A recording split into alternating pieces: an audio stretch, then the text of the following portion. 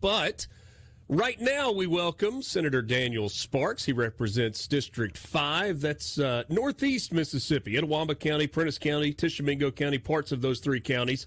He is chair of the Economic and Workforce Development Committee, vice chair of Judiciary B as well.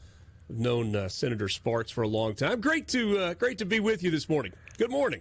It's good to be with you, Richard. I'm looking forward to it. Excited to be here today. Lance, he's got that deep voice going this morning. He's got a radio got that voice. Deep voice ready to go. Let him sit in for me one day. You know, Daniel, so much of the focus right now in the news is on national politics, and for good reason. There's a ton of stuff going on, but we also are very close to the start of a new legislative session. For those of you who are weekly making the trip back and forth to Jackson and expending a lot of time down there, these next 7 weeks are going to go by in a hurry, and then it's back to work in Jackson on a more full-time basis. They really are, and one of the things this afternoon, we are actually having a joint hearing with Senator Boyd from the Oxford area, who's my desk mate, and our committees, they're not the actual committees we chair on a regular basis, but they were select committees. The Lieutenant Governor set up, in her case, the Women, Children's, and Families Committee that is a carryover from last year, that they did a lot of legislation, a lot of work that came out of that area. And then this year, he tasked us with the committee, or me with the chairmanship, and 12 other members of the Senate for the labor force participation rate to focus on that. And so today we're trying to focus on some of the barriers that maybe keep people out of the workforce as it relates to child care, transportation, other things like that. We've actually, as a committee, labor force, we've been on the campus of Delta State last month and had 2 days of hearings with our regional IHL institutions and several folks out of the Delta region. And then we were in Jackson the month before that with our 4 research institutions and then several of our agencies as we try to look at how to get people into the workforce, make them more effective and efficient, and how they can provide for themselves. And I think that's the big disconnect, because when you look at the national politics that's going on right now, and people are clutching their pearls over some of these nominations, there's just a different philosophy, I believe, often between folks that are on one side of the aisle to the other, of self-sufficiency of individuals. And I believe in that. I think the value of work, the independence of that, the choices that you have for your family, and that's what we want people to have. I want government to assist where necessary, but I do not want us to become reliant on government, because that does not push toward the individualism and the freedoms that this country was founded upon. I mean, there's the really old cliched adage of, if you give a man a fish, he can eat for a day. If you teach a man to fish, he can feed himself and his family for the rest of his life. And while that may be a silly example or an old fable, there's a lot of truth to it, and that's kind of what you're talking about when you're talking about workforce development, right? You're talking about teaching skills that give people the ability to get good-paying jobs, and not just have a job, but have a career and a future and a brighter outlook that gives you the ability to provide for a family and be a really significant part of the citizenry here in Mississippi. It really does, and it's that community piece that you just touched on that is so important when we look at our state and have many rural, small communities, towns, and cities. For instance, the area that I represent, we have not large municipalities. We have a lot of the unincorporated parts of the state, and how that they rely on one another and to do the things that need to be done in the community, but relying on one another and having that that confidence and that relationship that I need to show up today to do my part. And I think that's one of the biggest things as far as the value of work. It's not just the pay I receive, it's that it matters that I get up and perform today. It matters to somebody is counting on me, and that's what we're hoping to deliver. And from a training standpoint, with technology and a lot of opportunities that are out there that maybe weren't there in the past for remote work, things of that nature, I think that there's more and more availability to to trade your time, because ultimately that's what you're doing when you're working. You're trading your time for some level of value, and I think some Mississippians are trading their time for too little value in return, and that's why the upskilling of our workforce is something that we're really focused on. And some of the economic development announcements in the past year are just amazing for the state of Mississippi, and it's very bright as far as the future of young people and people who are not so young to maybe find a job in a different earning capacity than they've had in the past. I feel like workforce development has been a buzzword or a buzz phrase in Mississippi for a couple of decades now. But seeing the evolution of that from, and this, look, I may be kind of short on the knowledge base here in terms of going back far enough, but when job centers were a big deal, and they were working with people to get high school diplomas, and if they were laid off from work, to help them find new jobs and help businesses and companies also fill their roles. And since then, it has certainly, those exist and they still serve a role, but we've gone to these programs at a lot of community colleges, sometimes in conjunction with universities as well, that say, okay, it's not just we need to fill a role for some factory workers. The way business is done is changing, especially in some of these major economic development projects, and the level of skill needed has gone up. Let's help you get the skills that are needed so that you can get into these jobs, and we can, as a state, can continue to be attractive to businesses who are coming here. I think that's very accurate, and we had that conversation with our K-12 partners, community colleges, and our IHL. Lance Evans, the new superintendent, Dr. Evans, is doing a phenomenal job. He was up in the New Albany area as a superintendent, focused on career and technical education, and sometimes people in higher ed, kind of get concerned when we keep talking about CTE and we keep talking about skills and people working. There's a place for each part of education in the state of Mississippi. But one of the things that I think we did, and you talk about the WIN job centers and the different aspects of how we addressed workforce, we often were catching people who had lost a job or had some transitional issue. We were not proactive, like you stated, in talking to industry and saying, what do you need today? What are high wage, high demand, priority sectors? What do you believe you will need tomorrow? And that's the push I have toward our partners in education, is saying, what is it that we see in the future for Mississippians who are being educated in Mississippi, who we hope stay in Mississippi, that they can have a high wage, high demand job that allows them to provide for their family, that allows them to have the mobility they want if they want to live in a community, if they want to build a home, if they want to own a home. All of those things, to me, matter, going back to that ultimate strength of your community, that sense of belonging, that sense of participation. But it really is something that I believe our partners, and of course with Accelerate kind of being the coach in that workforce piece now, sure, and helping us to decide with the SWIB board, the Workforce Investment Board, on what those priority sectors are. Now, sometimes there's a little bit of headache and heartache, because if what I think is valuable and good doesn't make the list of high wage, high demand, that doesn't mean I cannot pursue that degree or go after that lifestyle or that employment. That's great, but you make a choice. And one of the comments I made the other day to some of our educational friends is that we are still educating, as a majority, 18, 19-year-old people that are coming out of high school, and particularly in the high schools when they're juniors and seniors with career coaches. We need to be honest with them and say, hey, here are jobs that are available to you. Here is the pay that they have. Here are your earning capacity if you go down this road. And we need to make sure that, again, when they're trading their time and talent on the education side, that they know what they're getting on the other end. So that's been a big focus. And you know what? I mean, to add to that, the idea of, when you're, say, 22 and you're looking at a job, what's my salary? Okay, this is how much I make. It's what you're making today. But if you take maybe a 32-year-old or a 42-year-old look at it, you're also looking at, okay, how can I grow? Okay, if this is where I start, what is the path for me to grow? And it feels like with a lot of these jobs, it's not just about, hey, you can make, I'm just making up a number here, $21 an hour when you start, which equates to over $40,000 a year.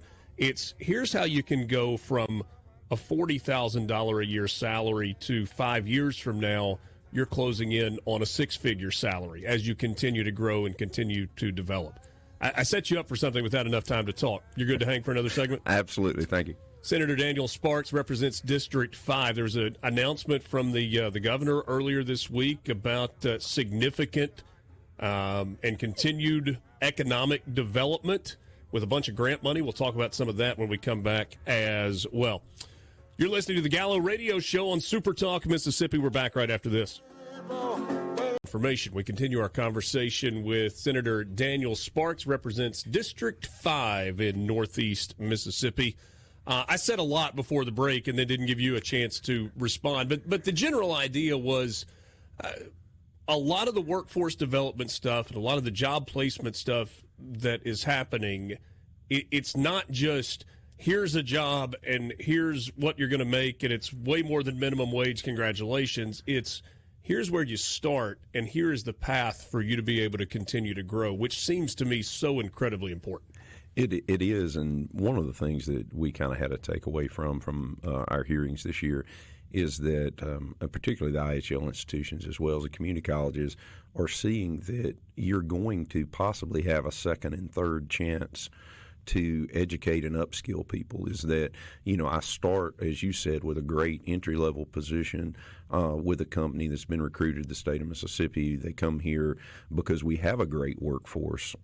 We have a good regulatory environment, tax environment, et cetera. But that employee has an opportunity, sometimes even with that employer participating in the cost of the education, to go back, whether it's a community college program or an IHL program, to pick up certifications, to get an associate's, ultimately a bachelor's degree or a master's degree.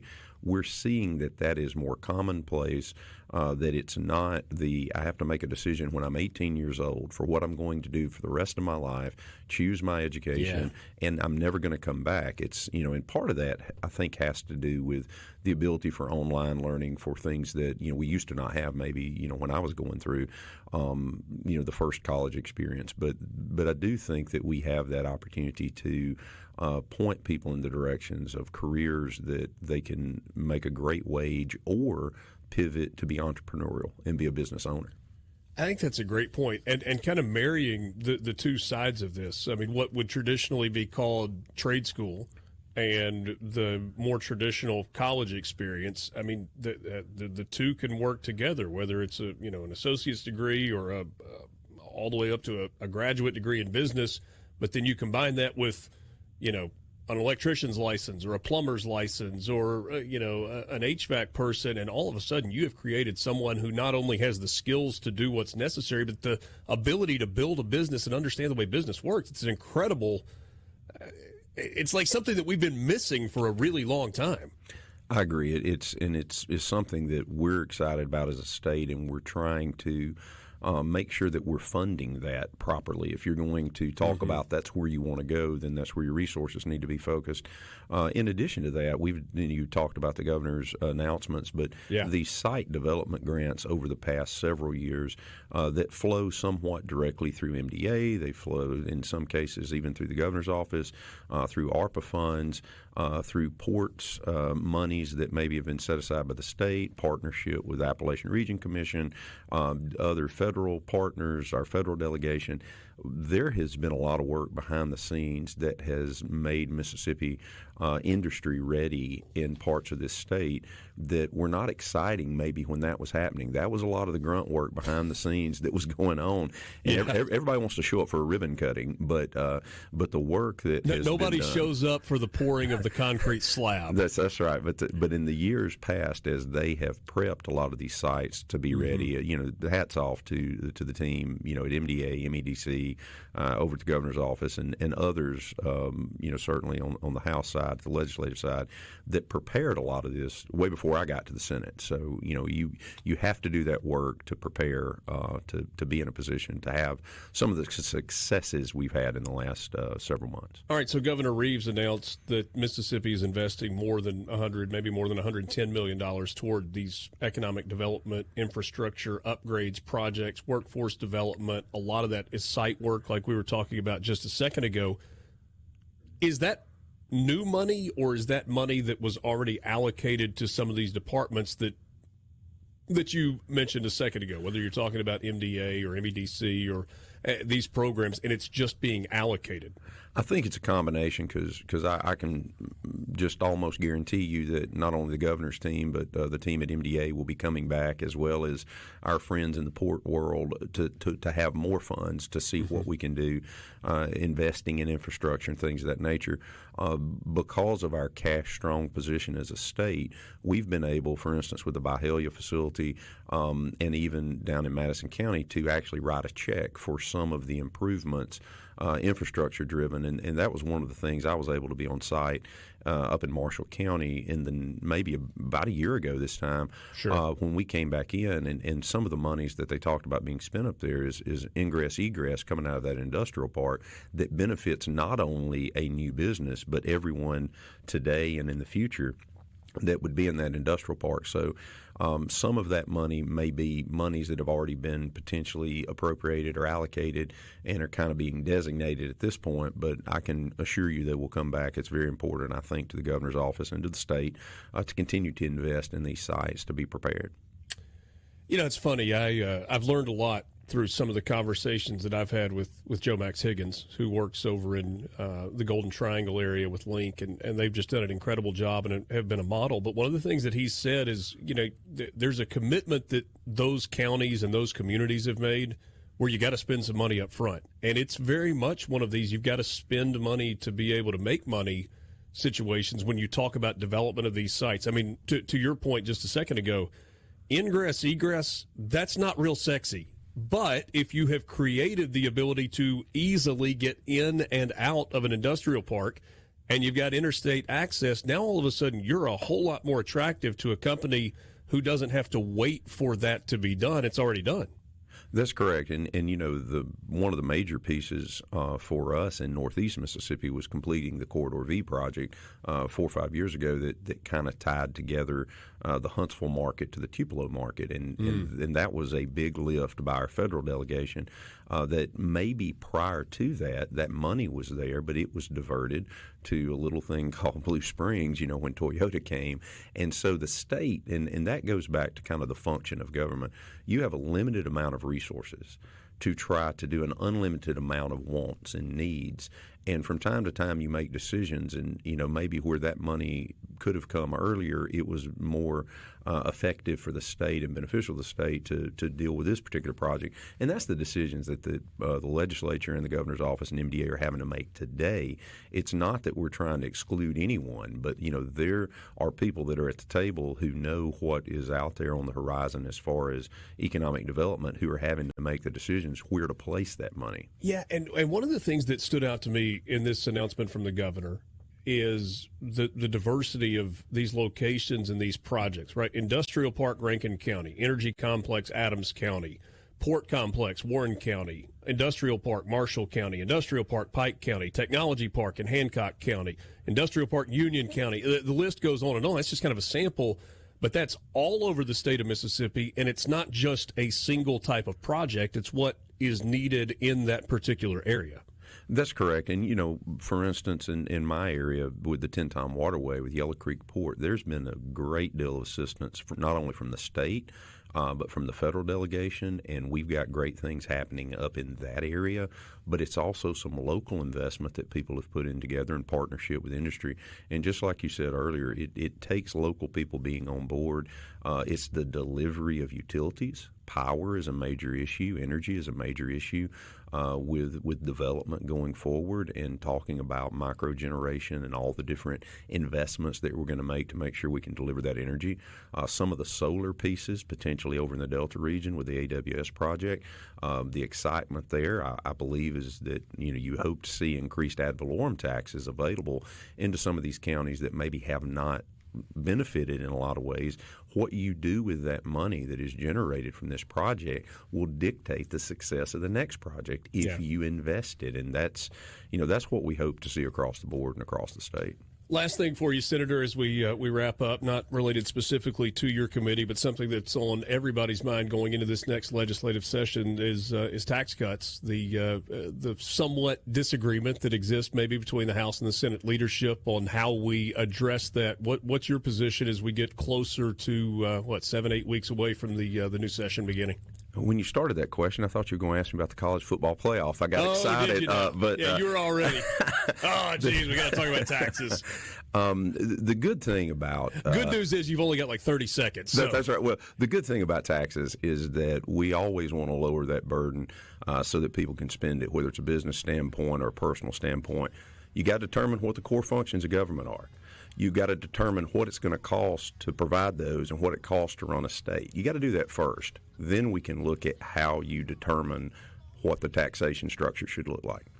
Good news is we have been running a surplus multiple years, and it gives you the opportunity to maybe pass some of that along. It does. Senator Daniel Sparks represents District 5 with us this morning on the Gallo Show. Good to see you. Thanks so much for your time. Thank you, Richard. Good to be here. Quick time out. We got more coming up as we wrap up the 7 o'clock hour when we come back. Chuck Schumer has been in the majority. He's been the leader of the Senate at the national level. Did you hear what he said yesterday? All of a sudden, he wants everybody to work together and sing Kumbaya. That's coming up next. This is the Gallo Radio Show on SuperTalk, Mississippi.